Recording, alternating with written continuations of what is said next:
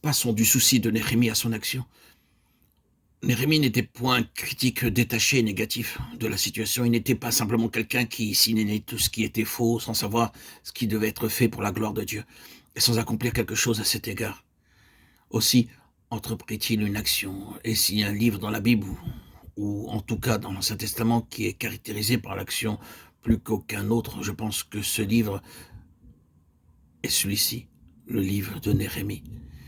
Lorsque Néhémie intervint, tout d'abord, il s'informa pleinement et avec précision de la situation. Nous trouvons des paroles comme celle-ci. Anani, l'un de mes frères, et quelques hommes arrivèrent de Juda. Je les questionnai au sujet des Juifs réchappés qui étaient restés de la captivité et au sujet de Jérusalem. Néhémie 1-2. Et puis, quand il vint à Jérusalem, nous le voyons se mettre en mouvement par ces termes descriptifs. Je me levai pendant la nuit avec quelques hommes sans avoir dit à personne ce que mon Dieu m'avait mis au cœur de faire pour Jérusalem. Il n'y avait avec moi d'autres bêtes de somme que ma propre monture.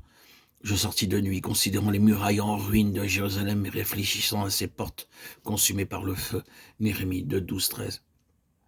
Ainsi, Néhémie se donna du mal pour parvenir à la connaissance exacte de ce qu'était la situation. C'est vrai qu'il y avait des informations.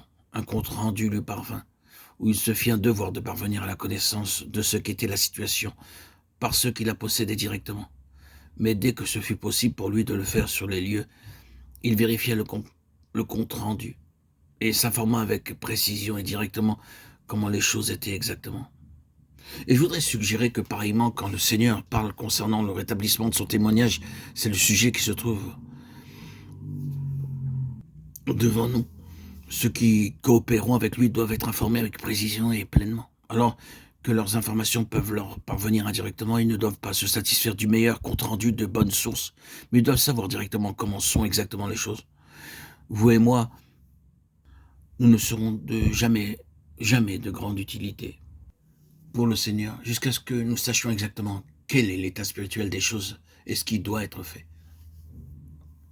Nous devons réellement voir et connaître ceci en ce qui nous concerne, non pas simplement l'obtenir de la part du grand nombre de ceux qui nous le rapportent.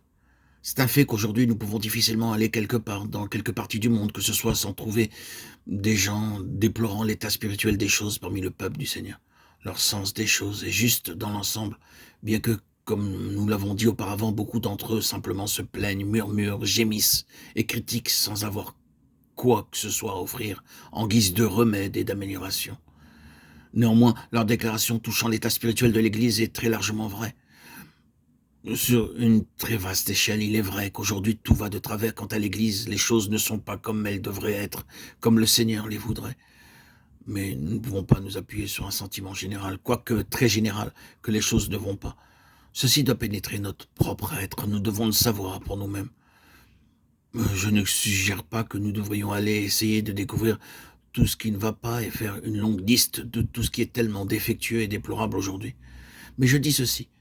Si nous devons coopérer avec Dieu pour qu'il obtienne les choses comme il les voudrait, la question de la situation doit être une chose reçue directement dans nos propres cœurs. Nous devons le savoir pour nous-mêmes. Nous ne devons pas être des mécontents professionnels, mais ceux qui ont un réel travail d'enfantement du cœur à cause de ce que nous savons être la situation, ce que nous constatons, ce qui est évident à nos propres yeux et qui trouble nos propres cœurs.